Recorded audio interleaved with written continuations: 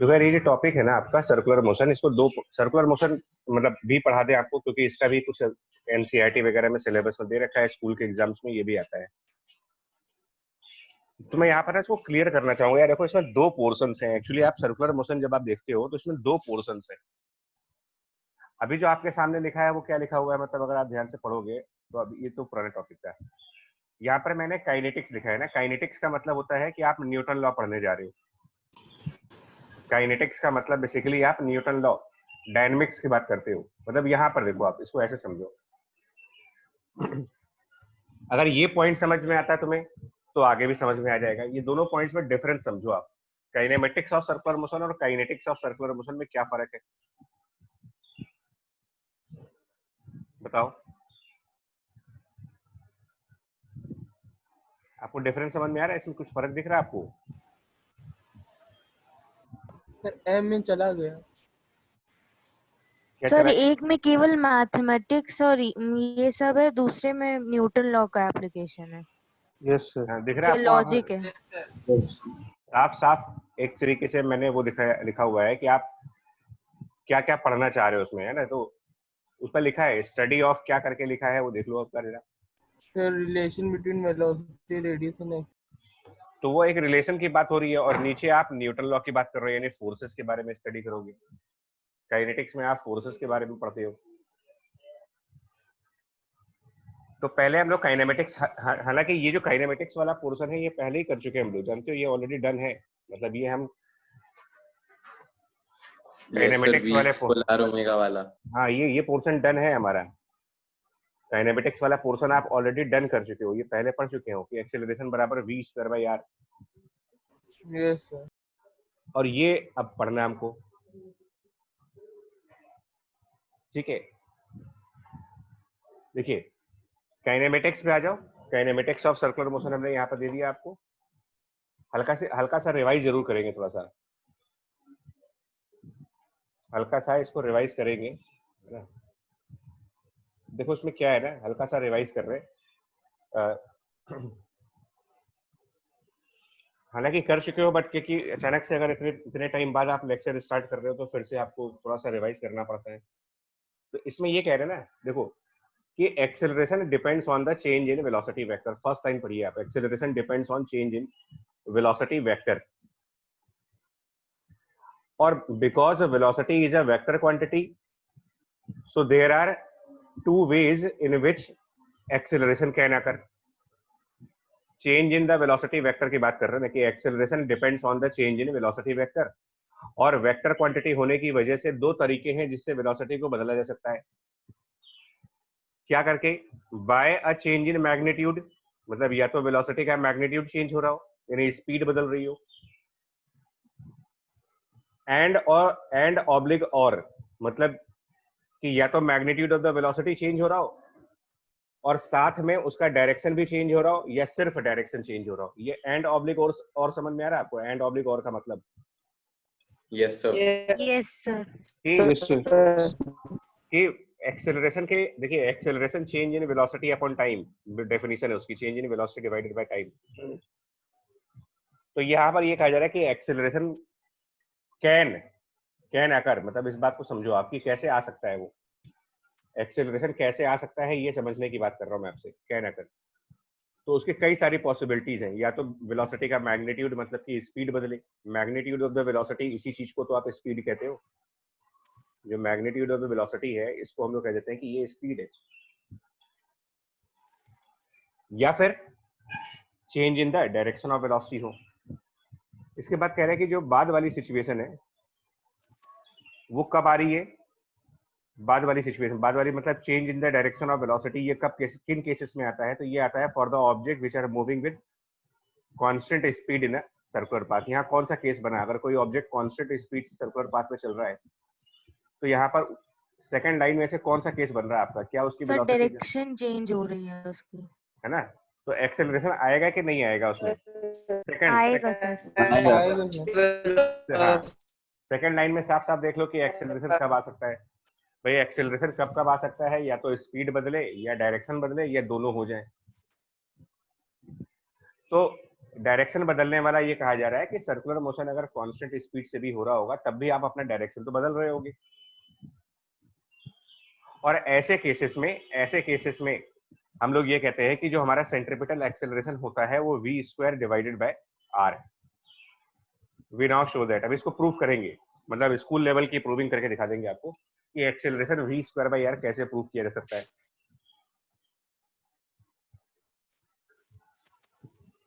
उसके बाद ना यहाँ पर आपके लिए नोट पॉइंट है, ये आपको ध्यान रखने वाला है।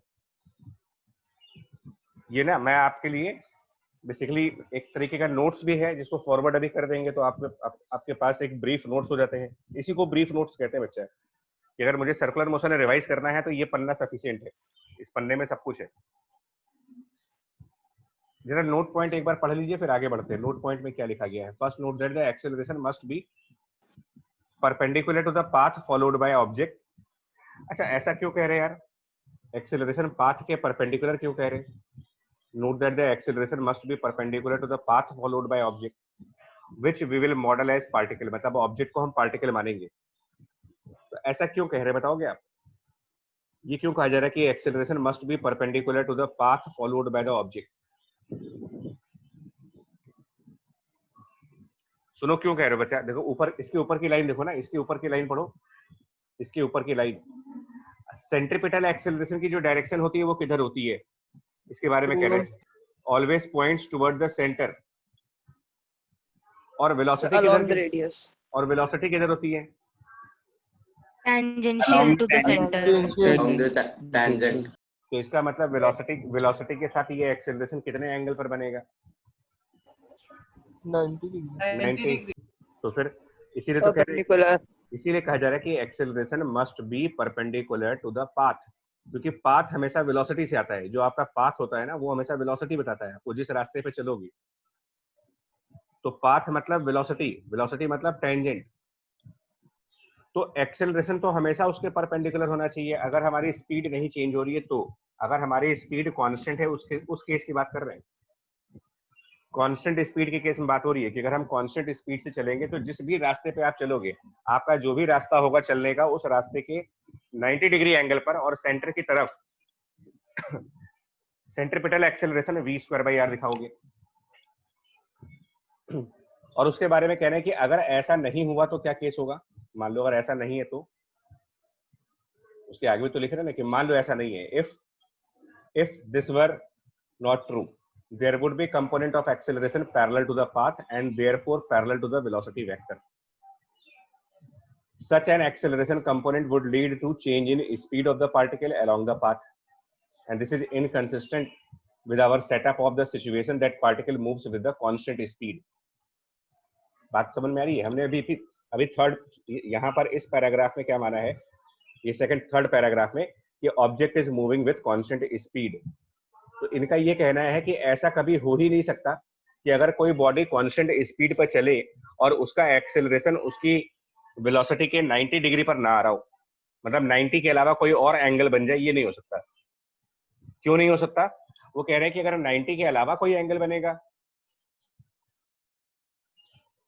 आप समझ पा रहे हो, there would be a component of acceleration parallel to the path, parallel to the velocity, और उस केस में उसकी स्पीड भी बदल जाएगी। फिर मतलब हम दोनों चीजें कंट्राडिक्ट नहीं कर जाएंगे। जो थर्ड पैराग्राफ है उससे कंट्राडिक्ट नहीं कर जाओगे। अगर एक्सेलरेशन जो है वेलोसिटी के 90 डिग्री पर नहीं है तो हम तीसरे पैराग्राफ को ही कंट्राडिक्ट कर जाएंगे अपने। यहाँ पर हम शुरुआत में ये कह के चल रहे हैं कि कांस्टेंट स्पीड से चल रहे हैं, क्योंकि वेलोसिटी वेक्टर तो ऑलवेज अलोंग टेंजेंट होता है।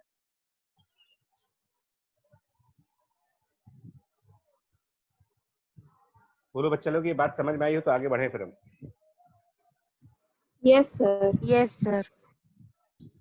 देखो अब इसका ना डेरिवेशन करके दिखाते हैं आपको। डेरिवेशन, ये लाइन पहले आप अच्छी तरीके से अपने माइंड में बिठा लो। इस चैप्टर को अगर आप समझना चाहते हो तो आपको ना ये जितनी बातें लिखी है ना यहाँ पर, इन बातों को अच्छी तरीके से समझना पड़ता है। बहुत बहुत केयरफुली इनको अपने दिमाग में बिठाना पड़ता है कि यहाँ पर क्या कहा जा रहा है आपसे और क्यों कहा। ये काइनेमेटिक्स का पोर्शन है, अभी हम न्यूटन लॉ की बात नहीं कर रहे हैं, ये सिर्फ काइनेमेटिक्स है। तो एक बार ना यहाँ पर इसका प्रूफ कर रहे हैं। यहाँ पर देखो सेंट्रीपिटल एक्सेलरेशन का प्रूफ कर रहा है मेरे को स्कूल लेवल से। सेंट्रीपिटल एक्सेलरेशन का स्कूल लेवल का प्रूफ करके दिखा रहे हैं आपको। एक्सेलरेशन की जो डेफिनेशन है ना यार, वो है change in velocity divided by time. अगर हम बात करें कि एक्सेलरेशन को डिफाइन कैसे किया गया है, तो हम तो ये कहते हैं कि भाई एक्सेलरेशन कहीं पर भी डिफाइन करते हैं तो एक्सेलरेशन की मतलब ही, उसका मतलब ही यही है। एक्सेलरेशन का मतलब होता है चेंज इन वेलोसिटी और डिवाइडेड बाय टाइम। सिंपल सा रूल है, एक्सेलरेशन का डेफिनेशन ये है। तो आपको ना इस डायग्राम के अंदर अगर आप ध्यान से देखो तो ये सेंटर ऑफ सर्कल सी हो गया, पार्टिकल यहाँ पर लोकेटेड है, position of particle at some time T, उसके बाद position of particle at T plus delta T. T plus delta T मतलब इसको basically T plus delta T आप ऐसे लिख सकते हो, मैंने वर्ड्स में लिखा था। तो टाइम टी पर इसके पास वेलोसिटी, और हम ये मान के चल रहे हैं कि ये एंटी क्लॉकवाइज मोशन हो रही है, मतलब मोशन एंटी क्लॉकवाइज है ये मान के चल रहे हैं। अब वो क्लॉकवाइज भी हो सकता है, बट हमने ये माना है कि टाइम टी पर उसकी वेलोसिटी का डायरेक्शन टेंजेंट के अलोंग, ये स्टेटमेंट ध्यान रखो आप, the velocity vector is always along tangent, हमेशा हमेशा ही वो टेंजेंट के अलोंग रहेगा।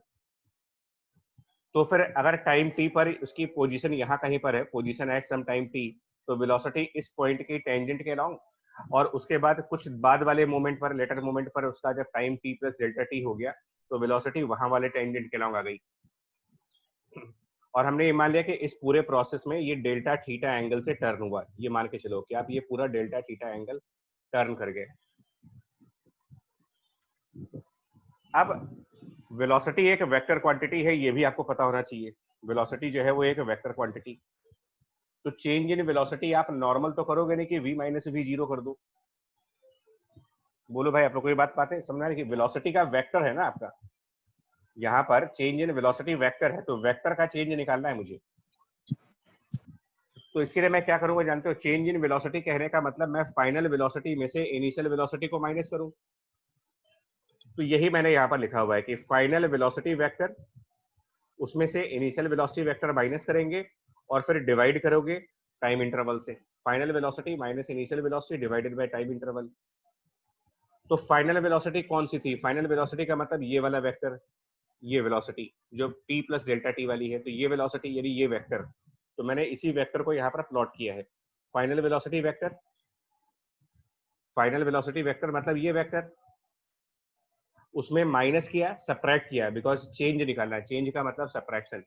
तो फाइनल वेलोसिटी वेक्टर माइनस ये जो वर्टिकल साइड पर देख रहे हो ये इनिशियल वेलोसिटी वेक्टर है, तो final velocity minus initial velocity vector के हिसाब से, मतलब दो वेक्टर का माइनस हो रहा है, दो वेक्टर के बीच में माइनस लगा दिया, और ये division divided by delta T. समझ आया ये स्टेप? एक एक स्टेप क्लियर करते चलेंगे तब आगे बढ़ेंगे आज। Yes, sir. Yes, sir. ठीक है, ठीक। तो अब इसके बाद का स्टेटमेंट सुनना बच्चा, एक इसके बाद का आपको थोड़ी सी मैथ फॉलो करनी पड़ेगी, थोड़ी सी मैथ, कुछ मैथ लगाओ उसके बाद आंसर आ जाएगा हमारा।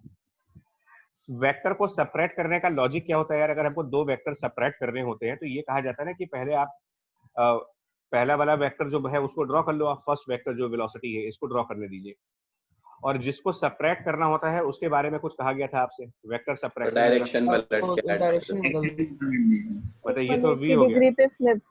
हाँ, तो जब जो माइनस है, मतलब माइनस के बाद वाला जो वेक्टर है, मतलब ये जो माइनस के बाद आप देख रहे हो, इस वेक्टर को तो आप फ्लिप करोगे ना, मतलब माइनस के बाद वाले वेक्टर को आप फ्लिप करके ऐड कर दो, फ्लिप एंड ऐड ये कहा गया था आपसे। तो हम क्या करने जा रहे हैं, इस वेक्टर को फ्लिप करके और ऐड करने जा रहे हैं। तो फ्लिप करके इसको नीचे की तरफ लाएंगे, है ना, इसको फ्लिप करके हम नीचे की तरफ लाएंगे और उसके बाद इसको ऐड कर देंगे। तो मतलब यहाँ पर इसको हम फ्लिप कर दे रहे हैं, ऐसे मान लो ऐसे फ्लिप कर दे रहे हैं, और इसको हम नीचे की तरफ ला सकते हैं। या तो पैरेललोग्राम लॉ यूज कर सकते हो या फिर आप ट्रायंगल लॉ यूज कर सकते हो, तो हम ट्रायंगल लॉ भी लगा सकते हैं यहाँ पर, ऐसे यूज कर देते हैं। मान लीजिए ऐसे हमने इसको फ्लिप किया और फ्लिप करके ऐसे ले आए। बच्चा क्लियर है ये चीज बताओ? Yes sir. है ना? अच्छा, इसके बाद पहले वाले के हेड को दूसरे वाले के टेल से मिला दो, फर्स्ट के हेड को दूसरे के टेल से मिला दो, तो ये वेक्टर क्या दोनों का डिफरेंस नहीं हो गया? क्या मैं इसको चेंज इन वेलोसिटी वेक्टर कह सकता हूँ कि ये डेल्टा वी वेक्टर है? Yes, sir. Yes sir. है ना? आप आराम से अपने आप को कन्विंस कर लो, बिकॉज थोड़ी सी वर्किंग है, स्कूल लेवल की प्रूविंग अलग होती है, हम लोगों ने कैलकुलस से किया था, लेकिन इस स्टेप को अगर आप रियलाइज कर लोगे कि हाँ यार ये सही स्टेप है, तो उसके बाद समझ में आ जाएगा आपको, अगर ये स्टेप आपको खुद समझ में आ रहा है अपने आप। नहीं अवेगना वो सेकंड बैच का बच्चा, B01 बैच का है अवेगना, वो सेकंड बैच का बच्चा। अच्छा ये बताइए क्या ये जो दो वेलोसिटी आप देख रहे हो, इनके बीच का एंगल कितना होगा यार? अगर आप थोड़ी सी मैथ फॉलो करो, ये जो सेकंड वाली वेलोसिटी है, जो टेंजेंट है, इसको अगर मैं पीछे की तरफ ऐसे एक्सटेंड कर दूं, पीछे की तरफ मैं हटा दे रहा हूँ, बट देखो मैं क्या करने जा रहा हूँ कि मैं उसको बैक साइड पर एक्सटेंड करूँ। अगर ये जो वेलोसिटी आप देख रहे हो यहाँ पर, इसको बैक साइड पर एक्सटेंड करो आप, ये टेंजेंट है, इसको पीछे की तरफ एक्सटेंड करें अगर, तो ये पहले वाले वेलोसिटी के साथ कितना एंगल बनाएगा? बात समझ पा रहे मैं किसकी बात कर रहा हूँ यार? ये जो बाद वाली वेलोसिटी वेक्टर आप देख रहे हो ना, बाद वाला वेलोसिटी वेक्टर और ये जो पहले वाला वेलोसिटी वेक्टर है, इनके बीच कितना एंगल बनेगा डेल्टा थीटा के फॉर्म में? बताना आपको, डेल्टा थीटा के फॉर्म में क्या वो डेल्टा थीटा ही बनेगा, डेल्टा थीटा प्लस कुछ होगा, या डेल्टा थीटा माइनस कुछ होगा? क्या बनेगा वो चीज? अगर हमें दोनों वेलोसिटीज के बीच का एंगल निकालना हो तो ध्यान से देख के बताओ, दोनों वेलोसिटीज के बीच अगर आपको एंगल निकालना है तो वो एंगल कितना बनेगा? Sir twice delta theta. देखो आपको बना के दिखा सर दे, डेल्टा थीटा ही होगा। बना के दिखा दे रहे ना आपको, ये डायग्राम इधर राइट साइड बना के दिखा देते हैं इधर। आप देखो, एक हम कह रहे हैं कि यहाँ पर रेडियस है, ठीक है, एक रेडियस है, थोड़ी सी टाइम इसमें ये लगता है जरूर है, एक रेडियस ये हो गया, यहाँ पर आप एक टेंजेंट दो रेडियस बनाने हैं आप बेसिकली, दो रेडियस बनाओ और दो टेंजेंट्स बनाओ। डेल्टा थीटा प्लस 90 बनेगा। ध्यान से देख लेते बच्चा, देख लो ना आप, एक वेक्टर ये हो गया और एक वेक्टर आपको इस पॉइंट पे बनाना था, तो मैं दोनों ही बना के दिखा दे रहा हूँ आपको, मैं ये दोनों बना के दिखा दे रहा हूँ। मैं किस एंगल की बात कर रहा हूँ? मैं इस वाले एंगल की बात कर रहा हूँ, ये एंगल, और ये एंगल डेल्टा थीटा है। आप लोग शायद मैथ कम पढ़ते हो। सर मेरे ख्याल से इसमें क्वाड्रिलेटरल का वो लगेगा, जी, हाँ, एक्सटीरियर एंगल प्रॉपर्टी। वो उतना ही बनेगा बच्चा, क्योंकि रेडियस और टेंजेंट होने की वजह से यहाँ ये एंगल 90 होगा रेडियस टेंजेंट की वजह से। Yes sir. और यहाँ पर भी रेडियस और टेंजेंट होने की वजह से 90 का एंगल बनेगा। तो जरा क्वाड्रिलेटरल प्रॉपर्टीज को यूज करके बताओ ना कि ये बाहर वाला एंगल कितना होना चाहिए? मेरे हिसाब से सर ये डेल्टा थीटा ही हो जाएगा। ये डेल्टा थीटा ही होगा यहाँ पर। Yes sir. हाँ, क्वाड्रिलेटरल प्रॉपर्टी यूज करिएगा तो ये एंगल डेल्टा थीटा के बराबर ही मिलेगा आपको, यानी कि जो दोनों कि दोनों वेलोसिटीज के बीच का जो एंगल है वो डेल्टा थीटा है। और इसको मैं इस फिगर में दिखाने जा रहा हूँ, वेक्टर वाले फिगर में, कि यहाँ पर जो एंगल बनेगा ये एंगल डेल्टा थीटा बन रहा है।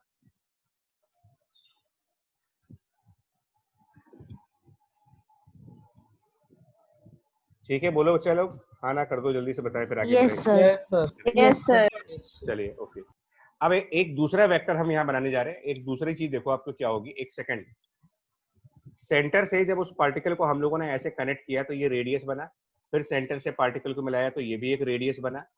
और अब हम क्या करने जा रहे हैं, देखो अब हम इनिशियल पॉइंट से फाइनल पॉइंट को कनेक्ट करने जा रहे हैं, इनिशियल पॉइंट से फाइनल पॉइंट को। डेफिनेशन वाइज ये क्या होता है यार, अगर इनिशियल पॉइंट से फाइनल पॉइंट को आप स्ट्रेट लाइन से ज्वाइन कर दें तो काइनेमेटिक्स में सर रिजल्टेंट हो जाएगा ये। डिस्प्लेसमेंट। क्या इसको डिस्प्लेसमेंट नहीं कहते? Yes sir. हाँ, तो इसको आप कैपिटल एस कह दो, डिस्प्लेसमेंट हो गया। ये डिस्प्लेसमेंट हुआ from the initial point two the final point, इसको डेल्टा एस कह देते हैं, डिस्प्लेसमेंट हुआ ये। या डेल्टा ना भी लगाए तो कोई दिक्कत नहीं है, डिस्प्लेसमेंट कह दो। अब बच्चा जरा ये फोकस करो, आपके पास दो ट्रायंगल्स आ गए, देखना ये समझ में आ गया ना कि डिस्प्लेसमेंट होगा इनिशियल पॉइंट से फाइनल पॉइंट की तरफ स्ट्रेट लाइन मिलाइए, minimum distance between the initial and final point, है ना? चलो अब बस खत्म, बस हो गया, हमारी कंप्लीट हो गया। अब आपको मैं पहले नाम कुछ लिख दिया, इसको कुछ नाम दे देते हैं, इसके ए नाम दे देते हैं, इसको बी नाम दे देते हैं, और इधर कुछ नाम देने पड़ेंगे आपको ना, इसको पी क्यू आर कुछ कर दो। चलो ये बताओ, क्या ट्रायंगल पी क्यू आर और ट्रायंगल एबीसी, क्या ये सिमिलर ट्रायंगल्स हैं? देखो दोनों में एक एंगल डेल्टा थीटा है। Yes sir. अभी हाँ, दोनों में एक एंगल डेल्टा थीटा है, यहाँ पर भी डेल्टा थीटा, इधर भी डेल्टा थीटा। अच्छा, दोनों आइसोसेलेस ट्रायंगल है। दोनों आइसोसेलेस ट्रायंगल क्यों है? क्योंकि यहाँ पर सी ए अभी आ रहे हैं और सी बी भी आ रहे हैं, सी ए और सी बी आ रहे हैं। यस सर, वहाँ पी आर और क्यू आर है। हाँ, तो अगर थोड़ी सी मैथ अपनी लगाओ कि ये जो एंगल बी देख रहे हो और ये जो एंगल ए देख रहे हो, इनकी वैल्यूज क्या बनेगी, एंगल बी और एंगल ए की वैल्यूज, तो ये निकल जाएगा ना प्रॉपर्टी ऑफ ट्रायंगल्स के हिसाब से कि sum is of sir. All angles 180 है। तो हाँ, तो क्या जितना एंगल बी और जितना एंगल ए पर बन रहा है, क्या वही एंगल पॉइंट पी और पॉइंट क्यू पर नहीं बनेगा? ये भी तो यस आइसोसेलेस सर, ट्रायंगल है। बनेगा। तो ये सिमिलर ट्रायंगल है, आपको लग रहा है कि नहीं? मेरे को तो लग रहा है, मैं तो प्रूफ कर सर सकता ए क्राइटेरिया से हो हूँ। जाएंगे। हाँ, मतलब एंगल प्रॉपर्टी, एसएएस क्राइटेरिया से नहीं, एंगल वाली प्रॉपर्टी लग रही है भाई, तीनों नहीं, एंगल ए प्रॉपर्टी से होंगे। Triple A. यस सर, हाँ, ट्रिपल तो फिलहाल सिमिलर हुए ना ये। तो अब मैं इनमें सिमिलर, हाँ, अगर ये सिमिलर है तो मैं सिमिलर ट्रायंगल्स के अंदर ये भी होता है कि भाई रेशियो बराबर होना चाहिए। तो यहाँ पर एक प्रॉपर्टी क्या ऐसे लिख सकते हैं, देखो बच्चा, क्या ऐसा कुछ मैं कह सकता हूँ यहाँ पर अगर करना चाहूँ कि delta V divided by V equal to displacement divided by R, क्या ये चीज मैं कह सकता हूँ? इसको बताओ। मतलब अगर सिमिलर ट्रायंगल है तो यहाँ पर मैंने डेल्टा वी और वी का रेशियो ले लिया, डेल्टा वी और वी का, और यहाँ पर मैंने एस और आर का रेशियो ले लिया, तो क्या ये रेशियो बराबर नहीं आ जाएंगे अगर ये सिमिलर ट्रायंगल्स है तो? सही है। ये तो हो गया सिमिलर ट्रायंगल्स यस में। सर, आगे। Yes sir. Yes sir. Sure है ना, पक्का? Yes sir. अच्छा, चलिए ठीक। अब ये जो डेल्टा वी है उसको मैं इधर कर देता हूँ, बाकी सब चीजों को राइट साइड लेके जाता हूँ। तो वी अपॉन आर और ये डिस्प्लेसमेंट, और फिर मैं अगले स्टेप पर इसको टाइम से डिवाइड कर दूंगा। नेक्स्ट स्टेप पर मैं इसको टाइम से डिवाइड कर दूंगा। Delta V upon delta T बराबर V upon R S upon delta T हो गया। बोलो ठीक है? Yes sir. अच्छा, एक्चुअली सब कुछ डेल्टा के फॉर्म में चल रहा है तो एस के आगे भी डेल्टा लगाना ठीक लगता है, है ना? वो गंदा लग रहा है कि वो सब में डेल्टा लगा, उसके में डेल्टा लगा ही नहीं। ठीक है, तो डेल्टा एस लगा देते हैं यार। अब देखिए, अगर आप लिमिट लगाओ, लिमिट कि delta T tending to zero, तो इसमें आप कहते हो कि जब delta T tending to zero हो जाता है तो जो delta V upon delta T है वो बदल जाता है और ये कैलकुलस बन जाती है, कैलकुलस हो जाती है। मतलब delta V upon delta T की डीवी जगह, बाई डी टी हो जाता है। हाँ, और इसी को तो एक्सेलरेशन कहते हैं ना। Yes sir. Yes sir. और ये V upon R D S by D T हो जाएगा। Yes sir. और D S by D T क्या है? देखो ये भी काइनेमेटिक्स में क्या होता है, वेलोसिटी। तो हो गया ना वी स्क्वायर बाई आर, हो गया V square by R. Yes sir. Yes sir. Sir इधर डेल्टा टी से डिवाइड कर दिया है ना दोनों तरफ। जी, ये मतलब ये प्रूविंग मैंने आपको वो बताई, जो अगर आपको स्कूल में प्रूफ करना हो ना कि सेंट्रीपिटल एक्सेलरेशन की प्रूविंग दिखाओ, तो आप ये दिखा सकते हो आराम से, कोई दिक्कत नहीं है इसमें, वेक्टर के थ्रू है सब कुछ।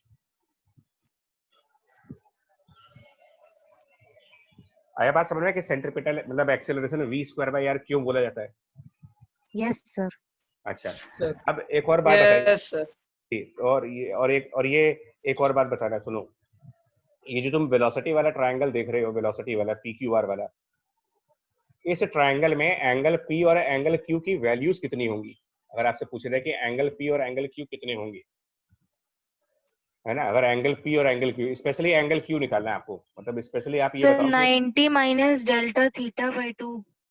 हाँ, मतलब specially angle P Q R कितना होगा? अगर आपसे पूछ रहे कि what is angle P Q R, तो मेरे ख्याल से ये 90 minus delta theta divided bye 2 होगा ये।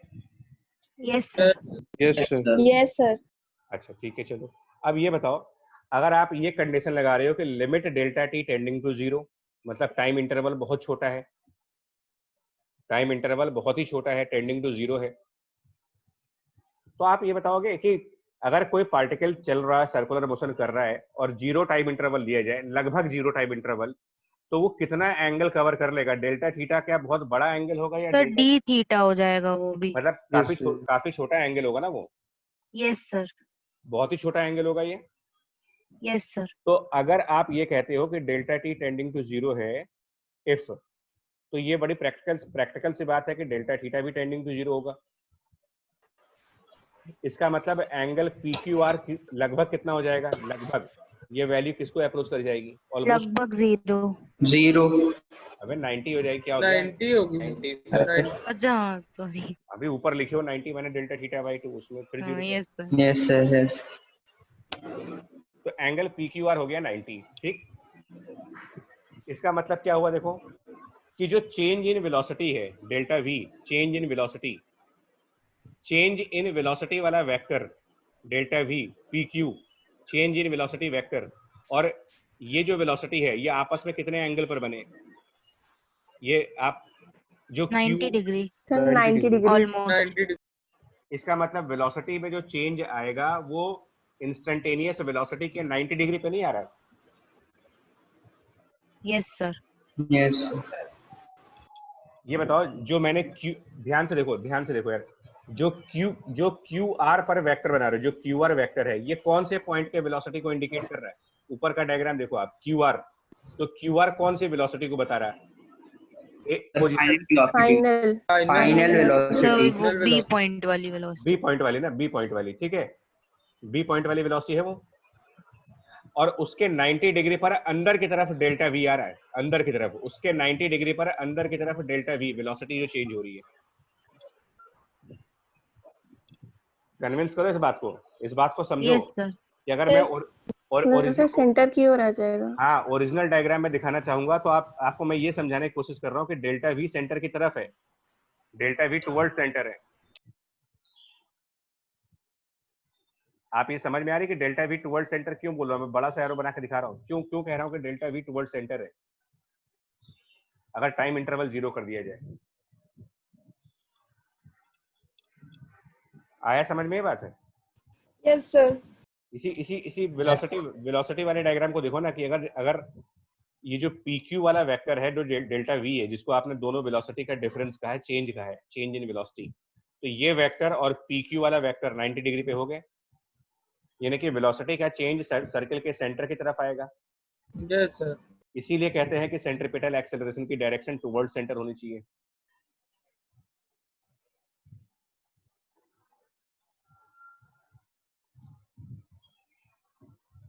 डन हो गया भाई साहब, तुम आगे बढ़ गए यार। Yes sir. Yes sir. जी, तो अब आपसे मेरा ये कहना है, देखो मैं आपसे ये कहना चाह रहा हूँ कि भाई अगर तो आप यूनिफॉर्म सर्कुलर मोशन कर रहे हो, यूनिफॉर्म सर्कुलर मोशन कहीं पर भी करो, आप किसी भी जगह पर अगर आप यूनिफॉर्म सर्कुलर मोशन कर रहे हो, तो आप एक चीज कह सकते हो कि वेलोसिटी और एक्सेलरेशन के बीच में जो एंगल बनेगा, बिना किसी डाउट के, क्योंकि ये प्रूफ कर दिया ना, तो आपने, अब आप प्रूफ कर चुके हो, मैथमेटिकली इसको प्रूफ किया जा चुका है।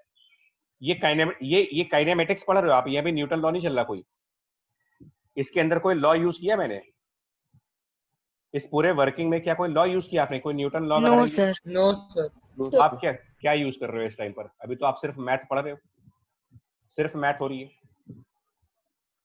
ओनली मैथ चल रही है यहाँ पर, इसी को काइनेमेटिक्स कहते हो। लेकिन हाँ, न्यूटन लॉ भी पढ़ेंगे आप, ऐसा नहीं है कि न्यूटन लॉ नहीं पढ़ेंगे हम, बट उसके न्यूटन लॉ तो फिर भी आसान है, बहुत आसान है, इसमें बहुत इजी है। अगर आपको ये बात समझ में आ जाएगी तो न्यूटन लॉ बहुत इजी है। तो ये कुछ मैं मूवमेंट्स दिखा रहा हूँ डायग्राम के अंदर आपको, जानबूझ करके देखो, कि आप किसी भी लोकेशन पे चले जाओ, आपकी पोजीशन चेंज हो जाए, मान लो ये वेलोसिटी V है, इधर वेलोसिटी V, वेलोसिटी बदलनी नहीं चाहिए, लेकिन मतलब मैग्नीट्यूड भी नहीं बदलनी चाहिए। तो अगर हमारा मोशन इस तरीके से हो रहा है, कांस्टेंट स्पीड के साथ हो रहा है, तो फिर क्लियर हो गया। इसका मतलब एक्सेलरेशन की डायरेक्शन जो होगी वो यहाँ पर इनवर्ड डायरेक्शन होगी हमेशा। किसी भी लोकेशन पे चले जाओ, यहाँ पर जब आओगे तो एक्सेलरेशन इस तरफ होगा, यहाँ पर जब जाएंगे तो एक्सेलरेशन इस तरफ होगा, यहाँ पर जब जाएंगे तो एक्सेलरेशन इस तरफ होगा। हर तरफ एक्सेलरेशन अंदर की तरफ आना चाहिए, टुवर्ड सेंटर। यहाँ भी इतना एक्सेलरेशन, यहाँ पर भी, यहाँ पर भी, यहाँ पर, हर समय। और ये सारे एक्सेलरेशन की value v² divided by r, इसके एक्सेलरेशन की value v² divided by r, इस एक्सेलरेशन की value v² divided by r, सबकी इंस्टेंटेनियस हुआ ये बच्चा इंस्टेंटेनियस एक्सेलरेशन हुआ। कि इंस्टेंटेनियस एक्सेलरेशन अगर आपसे कोई कहे तो वो आप कह देना कि v² बाई r होगी और टुवर्ड्स सेंटर होगी, टुवर्ड्स सेंटर। लेकिन कभी कभी ना आपसे एवरेज भी पूछ लेते हैं, कभी कभी ये कहते हैं कि एवरेज बता दो। जैसे मान लो ये पॉइंट P है, ये पॉइंट Q है, तो एवरेज एक्सेलरेशन कैसे निकालेंगे? मान लो अगर मुझे एवरेज एक्सेलरेशन पूछा जाए पॉइंट P से पॉइंट Q तक का, इंस्टेंटेनियस नहीं पूछ रहे आपसे, एवरेज बताने। इंस्टेंटेनियस मतलब कि इंस्टेंटेनियस मतलब अगर मैं P, Q और M और N इसको नाम दे दूं, तो अगर कोई ये कहता है कि एक्सेलरेशन एट स्पेसिफिक पॉइंट कह दो P, acceleration at specific point M, तो अगर आप एक स्पेसिफिक लोकेशन की बात कर रहे हो, स्पेसिफिक लोकेशन की बात कर रहे हो कि स्पेसिफिक लोकेशन पे बताओ क्या होगा, तो स्पेसिफिक लोकेशन पर एक्सेलरेशन v²/r होगा। और वो लोकेशन कोई भी हो सकती है, लोकेशन P ले लो आप, लोकेशन Q ले लो, लोकेशन M ले लो, लोकेशन N ले लो, तो किसी भी स्पेसिफिक लोकेशन पर एक्सेलरेशन v²/r टुवर्ड्स सेंटर दिखाओगे आप। लेकिन अगर आप दो लोकेशंस के बीच में एवरेज पूछते हो मुझसे कि लोकेशन P और लोकेशन Q के बीच में एवरेज एक्सेलरेशन बता दो क्या होगा,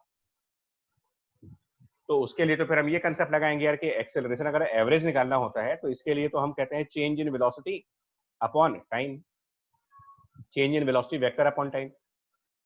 देखिए इंस्टेंटेनियस एक्सेलरेशन निकालने के लिए आप dv/dt लगाते हो, मतलब आपको डेल्टा टी को जीरो करना पड़ता है। देखने में ये दोनों फॉर्मूले एक जैसे लगते हैं, लेकिन dv/dt में और delta v upon delta T में बेसिक डिफरेंस किस चीज का है? dv/dt वहीं से आता है, लेकिन यहाँ पर आपने टाइम इंटरवल को लगभग क्या कर रखा है? टेंडिंग टू 0 को 10 करा दिया। और वहां ऐसी कोई लिमिटेशन नहीं है, टाइम इंटरवल छोटा भी हो सकता है, टाइम इंटरवल बड़ा भी हो सकता है। तो आप बताओ ना, आपको पॉइंट P से पॉइंट Q जाना है ना, पॉइंट P से पॉइंट Q, तो आप डेल्टा V वेक्टर का मतलब क्या हुआ जानते हो? डेल्टा V वेक्टर का मतलब आप ये कह देना वेलोसिटी v फाइनल माइनस हाँ, v तो इनिशियल। फाइनल मतलब Q पॉइंट, P से Q की q बात पे, होगी, यस सर, तो velocity at yes sir. Q minus velocity at P, जो भी दो पॉइंट्स आपको दिए जाएं, और डिवाइडेड बाय डेल्टा T। तो पॉइंट Q पर क्या वेलोसिटी है? मतलब अगर उसको हम वेक्टर फॉर्म में देखें, वेक्टर फॉर्म में है ना, वेक्टर फॉर्म लगाना आप, तो पॉइंट Q की वेलोसिटी क्या है? तो मैग्नीट्यूड तो v है उसका, लेकिन 90 डिग्री के एंगल पर है।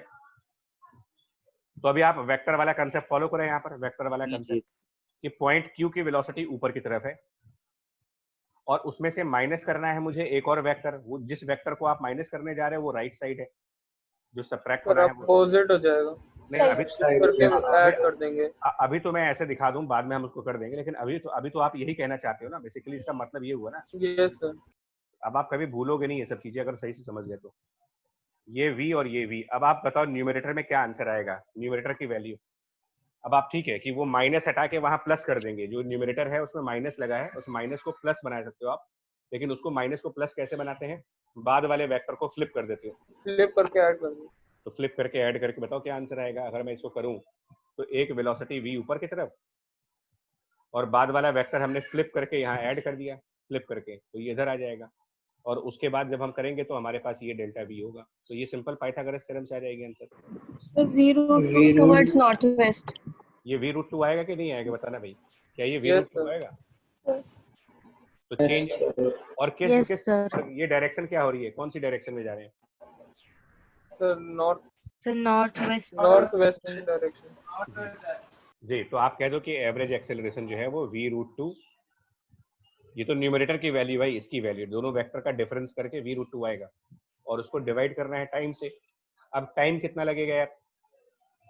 तो P से Q तक का डिस्टेंस बताओ कितना हुआ? P से Q कितना डिस्टेंस हुआ? Distance from P to Q, pi r/2। pi r/2 तो पाई r/2 डिस्टेंस, और डिस्टेंस को स्पीड से डिवाइड कर दो, डिस्टेंस बाय स्पीड टाइम, क्योंकि चल तो वो कांस्टेंट स्पीड से रहा है ना, तो डिस्टेंस बाय स्पीड से हम टाइम निकालेंगे डिनोमिनेटर का, मतलब इसके लिए आप distance divided by speed follow कर रहे हो। बोलो अब क्लियर हो गया आंसर ये पूरा? yes एवरेज इंस्टेंटेनियस याद रखिए कि इंस्टेंटेनियस एक्सेलरेशन तो हमेशा v²/r होगा।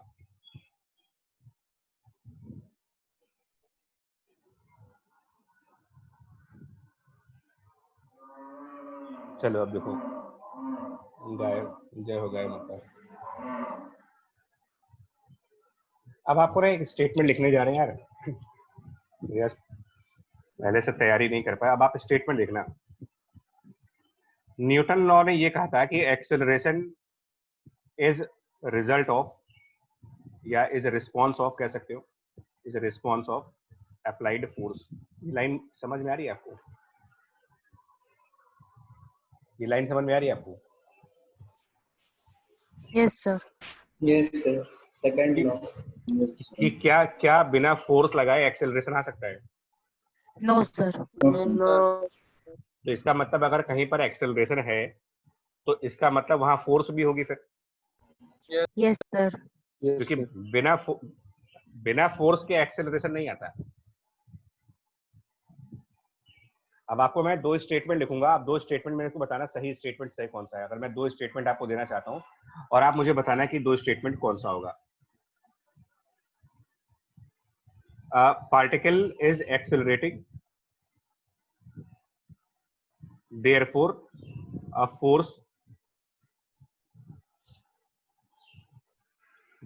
a force must act on it। ये मैंने एक स्टेटमेंट लिखा है। और स्टेटमेंट 2 है, since a force is acting on particle it must be accelerating। Sir statement 2 सही है। दोनों देखने में आपको एक जैसे लगेंगे, दोनों नहीं, बट सर अंडरलाइन प्रिंसिपल का डिफरेंस है दोनों में। प्रिंसिपल का फर्क है, बहुत तगड़ा फर्क है इसमें। ये हम लोग अगर अगर सही तरीके से नहीं पढ़ाई करते हैं तो फंस जाते हैं। Particle is accelerating therefore a force must act, ये तो इसका मतलब कि पहले एक्सेलरेशन फिर फोर्स आएगा, तो ये तो कंप्लीटली गलत है यार। और सेकंड वाला कह रहा है कि क्योंकि फोर्स लग रहा है इस वजह से आप एक्सेलरेट कर रहे हो। मतलब बेसिकली आप ये कह सकते हो कि force is cause of acceleration. ये कह सकते हो कि फोर्स कॉज होता है एक्सेलरेशन का। यस भाई फिजिक्स कॉज एंड इफेक्ट पे चलता है कि क्या कॉज है क्या इफेक्ट है। तो फोर्स कॉज हो गया और उसका इफेक्ट हो गया एक्सेलरेशन। तो अभी हम लोगों ने ये कहा था, अभी थोड़ी देर पहले ये जो डिस्कशन चल रहा था वो आप ये कह रहे थे कि अगर कोई बॉडी सर्कुलर मोशन करती है वो भी कांस्टेंट स्पीड से, तो उसमें एक्सेलरेशन किस तरफ है? Circular motion with constant speed में एक्सेलरेशन किस तरफ है? डायरेक्शन ऑफ एक्सेलरेशन अभी हम लोगों ने प्रूफ किया है किस तरफ आ रहा है, सामने डायग्राम में Towards center. Toward centre. और यहां पर कह रहे हैं कि force is cause of acceleration. तो इसका मतलब अगर हम कहें कि in uniform circular motion UCM the acceleration v square by R जो कि टुवर्ड्स सेंटर है, towards centre must be caused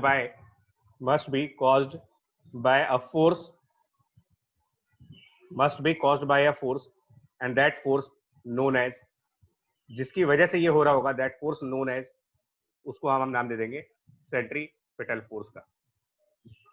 मतलब जिस फोर्स की वजह से ये एक्सेलरेशन आएगा उसको आप कह दीजिएगा सेंट्रीपिटल फोर्स। अब ये बात ऐसे तो समझ आएगी नहीं, ठीक है ना, ऐसे नहीं समझ में आएगी, तो हम इसको समझाने के लिए कुछ एग्जांपल लेने जा रहे हैं और आप उन एग्जांपल्स को ध्यान से देखिएगा। ठीक है, तो उन एग्जांपल्स को आप ध्यान से कैसे देखोगे उसके लिए फर्स्ट देखो आप ये बताओ। आपका सबसे पहले मैं एक बहुत ही नेचुरल एग्जांपल लेने जा रहा हूं, बहुत ही नेचुरल एग्जांपल, उसको उठा के बताते हैं। उस नेचुरल एग्जांपल में हम सबको ये पता है कि अगर हम अपने अर्थ की बात करें तो क्या मून अर्थ के अराउंड रिवॉल्व करता है? बताना, मतलब या अर्थ किसी के अराउंड रिवॉल्व करती हो? यस सर, मून अर्थ पे और अर्थ सन के। Yes, sir. तो ये तो आपको नेचुरल एग्जांपल दे रहा हूं मैं। तो इसका मतलब हम लोग ये कहते हैं कि अगर हम मून की बात करें तो मून जो है वो अर्थ के अराउंड रिवॉल्व करता है, एक ऑर्बिट में है, वो सर्कुलर ऑर्बिट में है। तो ये एक ऑर्बिट में है। जितनी भी चीजें ऑर्बिट्स में होती हैं, मतलब सर्कुलर मोशन कर रही होती हैं, तो वो चाहे प्लैनेट्स की बात कर लो, चाहे एटॉमिक लेवल पर आप इलेक्ट्रॉन की बात कर लो। तो ये बताओ इनमें फोर्स कौन सा लग रहा है? अर्थ और मून के बीच में, अगर अर्थ के मास को आप me से इंडिकेट करो, मून के मास को mn से इंडिकेट करो और इनके बीच में कोई डिस्टेंस हो, वो कुछ r वगैरह मान लें हम, तो हम क्या कहते हैं? आपको याद होगा कि हाँ कि अर्थ जो होती है वो मून को अपनी तरफ अट्रैक्ट करती है। अर्थ मून को अपनी तरफ अट्रैक्ट करता है by a force capital G, mass of earth, mass of moon और डिवाइडेड बाय आर स्क्वायर। अब मुझे पता नहीं R कि आपको square. एक फॉर्मूला है ग्रेविटेशन का ये। Yes, Yes, ma'am. sir. Sir, GMM upon R square. हाँ, तो दिस फोर्स, ये जो फोर्स लग रहा है सेंटर की तरफ, this force causes centripetal acceleration, this force causes v square by R. मतलब कि इक्वेशन क्या बनाओगे, मतलब आप इक्वेशन ये बनाओगे, capital G mass of earth, mass of n divided by R square, और क्योंकि ये इसकी वजह से एक्सेलरेशन आ रहा है तो न्यूटन सेकंड लॉ के हिसाब से F इक्वल टू ma होना चाहिए। तो ये जो फोर्स है, इसी फोर्स को हम इक्वल करेंगे, this force is equal to, देखिए मैं अभी भी इक्वेशन क्या लिख रहा हूं, F इक्वल टू ma। मैं आपको बता दूं, मैं कुछ नया काम नहीं करने जा रहा, आपको समझा देते हैं। आप F इक्वल टू ma कर रहे हो, सिंपल सी बात है। तो मैं क्या करने जा रहा हूं यहाँ पर, और मैंने पिछली बार भी आपसे कहा था कि जो ये A है और ये जो F है, ये हमेशा पैरेलल होने चाहिए आपको। जब भी आप ये इक्वेशन लिखोगे तो इस बात का ध्यान रखना होता है कि एक्सेलरेशन के पैरेलल वाली फोर्स आनी चाहिए। तो अगर हम सर्कुलर मोशन में जब एंटर कर रहे हैं, जब आप सर्कुलर मोशन में एंटर कर चुके, तो मास ऑफ ऑब्जेक्ट वो तो हो गया मून, mn हो गया। एक्सेलरेशन ऑफ दैट ऑब्जेक्ट, क्योंकि वो सर्कुलर मोशन कर रहा है, क्योंकि ये मून सर्कुलर मोशन में चल रहा है, इसकी कुछ वेलोसिटी v मान लेते हैं अगर, तो अभी हम लोगों ने पीछे काइनेमेटिक्स के थ्रू प्रूफ किया था कि अगर कोई बॉडी सर्कुलर मोशन चल रही होगी तो उसका एक्सेलरेशन हम v square divided by r लिख सकते हैं। Yes, sir. तो आप बताओ, और ये टुवर्ड्स सेंटर है, v square by r towards centre है, ये भी अभी अपने काइनेमेटिक्स में प्रूफ किया। और हम बार बार कह रहे हैं कि जिस तरफ एक्सेलरेशन है उसके पैरेलल कौन सा फोर्स बॉडी पे लग रहा है वो आप लेफ्ट साइड पे लिखो। तो इस सिचुएशन में कौन सी फोर्स ऐसी है जो कि एक्सेलरेशन के पैरेलल लग रही हो, डायरेक्शन ऑफ ए के साथ लग रही हो, तो वो ग्रेविटेशनल फोर्स है। So gravitational Gravitational force होगी. force. तो ग्रेविटेशनल फोर्स इधर लिख दिया हमने, मतलब आप कुछ नया थोड़ी कर रहे हो, F इक्वल टू ma ही लगा रहे हो। और लेफ्ट साइड पर जो फोर्स अपीयर होती है, मतलब जो फोर्स आप लेफ्ट साइड पर लिखते हो उसको ही सेंट्रीपिटल कहोगे, मतलब इसी को कह सकते हो कि दिस इज सेंट्रीपिटल फोर्स। कुछ लोग ये समझते हैं कि सर्कुलर मोशन करने की वजह से सेंट्रीपिटल फोर्स लगेगा, कि पहले हम सर्किल पे चल देते हैं और उसके बाद सेंट्रीपिटल फोर्स लगना स्टार्ट हो जाता है। पहले फोर्स। तो सेंट्रीपिटल एक नाम है, जस्ट एक नाम है, मतलब F इक्वल टू ma में सर्कुलर मोशन के केसेस में जब आप F इक्वल टू ma लिखते हो तो लेफ्ट साइड पर जो भी आप फोर्स लिखोगे उसी को हम सेंट्रीपिटल का नाम देंगे। सेंट्रीपिटल फोर्स अलग से लगता नहीं है कोई, ये कोई नया फोर्स नहीं है कि आप mv स्क्वायर बाई r नाम की फोर्स लगा रहे हो।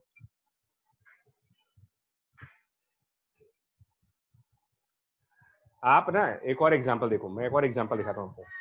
एक और एग्जांपल में आप ये ले सकते हो कि जब आप एटम्स की बात करते हो, न्यूक्लियस के एटम्स की, मतलब जहां पर पॉजिटिव चार्ज होता है, एटम का न्यूक्लियस, और आप अभी केमिस्ट्री पढ़ रहे हो तो आपको ये आइडिया है कि आप सबको पता है कि इलेक्ट्रॉन इसके चारों तरफ ऑर्बिट में चलते हैं, है ना। इलेक्ट्रॉन का सर्कुलर मोशन होता है इसके अराउंड v स्पीड से, मान लो।